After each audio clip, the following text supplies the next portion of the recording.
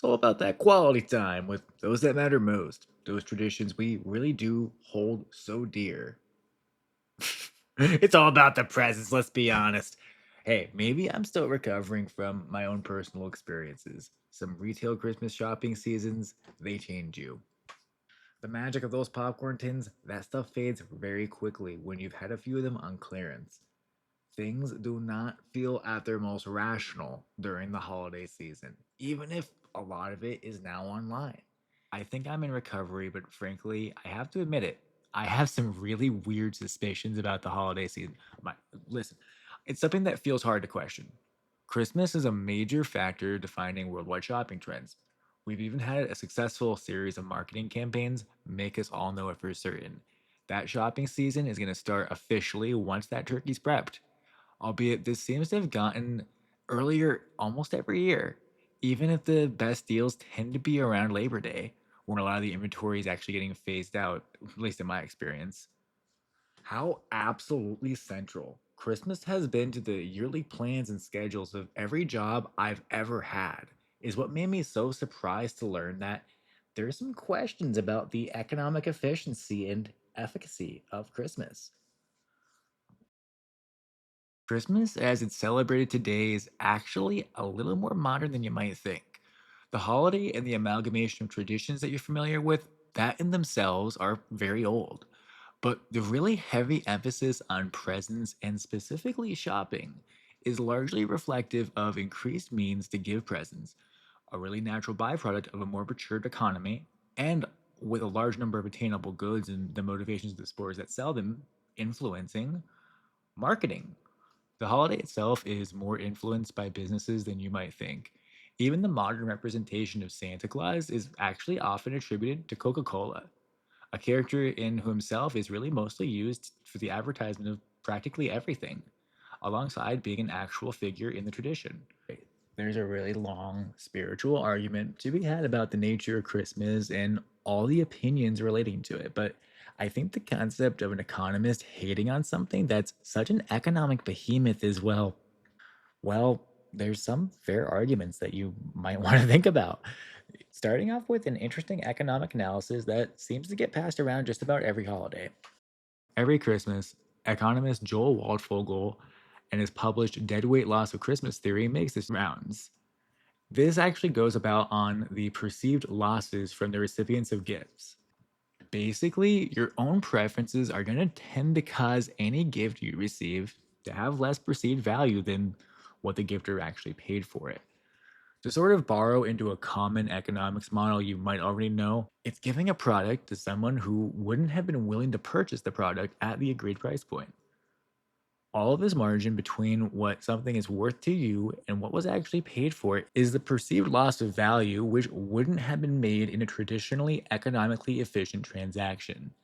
Waldfogel argues only cash gifts can be truly efficient as a means to give somebody the actual value of what you're putting up for them. If he's right, that means that a very large proportion of the money spent on gift giving is actually theoretically wasted. I think we've all had the experience of getting an off gift, clothing especially. How many shirts do you own that don't fit? But most of them gifts? Where Americans actually spent 184 billion bucks on gifts in 2023, assuming even a 10% inefficiency record, that's about $18 billion out of our pocket. The average gifter loses 50 to 60 bucks depending how you crack it and how inefficient you think the average gift really is. Now, it goes without saying that this honestly misses the point of gift giving, with it really being about the thought that went into the present. Sentimentality is everything, and frankly, thought going into something ensures your gift is probably going to be perceived as more valuable than what you actually spent. But let's be honest, if you're a certain height, gifted shirts are belly shirts. And a lot of gifting isn't from someone who knows you all that well. I remember one time I did a work gift exchange when I was a kid. I kind of stressed out about it because I was, really new to the job, and even though it was a retail store, I really wanted to put my all into it.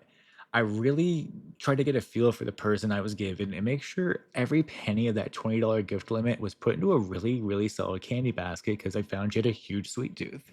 Then on the day of, she was really stoked on her basket. Later in the day, a coworker had actually checked out with me on their lunch break for a soda, and they got $20 cash back and told me that was my Secret Santa gift. At the time, I thought he might be a jerk. But to be honest, maybe he was actually trying to seek some economic efficiency in his giving. There's actually some real credence to Waldfogel's argument here, and all my shirts that don't fit are really alluding to this. We all probably have a few $1 billion combined in ugly Christmas sweaters in our closets. How many copies of the movie Shark Tale changed hands during my childhood? Listen, I'm gonna stop the flow here, but Will Smith as a fish is the movie you grab out of the bargain bin for that kid you don't know. Every dollar it grossed, and honestly, even originally spent in its own creation, it was just all economically efficient. Come on. There is a joke tradition of getting something called a fruitcake. It's this traditionally a low moisture amalgamation of sugar, nuts, dried fruits, and hard liquor, all in the effort to preserve that baby for the long haul. People have eaten some pretty old fruitcake, which is in modern times a sort of just middle finger present to give as a joke. Not saying you don't make a rendition, that would knock my socks off or anything. But if people partake on the joke, that's a lot of wasted food. I never actually had fruitcake. It looks kind of good to me, and I'm the guy that would pop the tin and try it. But I wouldn't want you to spend more than $5 on it for me to have that experience. That's what I actually value trying the fruitcake at. Yet, if you look at the price of fruitcake, you'd realize that you would need to spend more than I'd ever want you to allow me to try that fruitcake. It's why it's such a wasteful gift. No one values it enough they'd ever treat themselves to a fruitcake of all things. Every penny spent on it is practically a waste. Now, Waldfogel, even if I'm kind of confused by his charts, I think he's trolling with them a little bit. Really makes a good point about there being waste through the practice of gift giving. But that's not specific to just the holiday season. I sort of have my own theory and interest against Christmas to pose alongside that argument. Now, my argument lies in the reality that Christmas pushes the majority of not only all gift giving, but also a large amount of consumer purchases into a very short period of time. That traditional shopping season we're all accustomed to sort of defines the economy we're in a bit more than you'd think.